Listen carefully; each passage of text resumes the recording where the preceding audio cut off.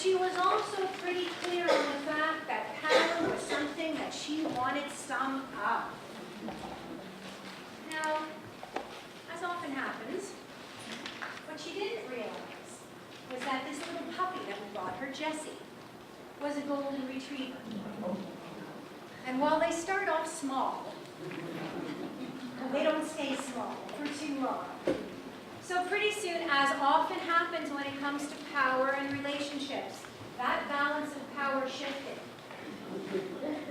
And her ability to have the power to be the boss of Jesse, when he was 85 pounds and she was still 40 pounds, and his little puppy teeth were coming in, while that was no longer existing. You know, my experience is that as we get older, our willingness to engage in dialogue and discussion about power, our willingness to openly say we want power, to think about our power, really diminishes. And my experience is that this can be quite a liability for us. It can be something that in fact works against us, does not support us, does not assist us in our adult years. But you know, I work as a respectful workplace solutions expert. I work with employers, with companies, large, small, all sorts of employers, all sorts of companies and businesses, profit, nonprofit, government. And I assist them to create environments that are respectful, where people treat each other decently, where people treat each other with respect, so that we can come to work, feel good, focus on our jobs, and be happy and joyful, as opposed to how we feel when we're on the receiving end of disrespectful behaviors like harassment, discrimination, and bullying.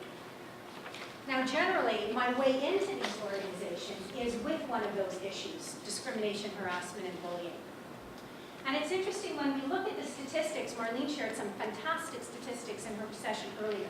If we look at the statistics around who is generally on the receiving end of those behaviors, from a gender perspective, what are we looking at? Yes.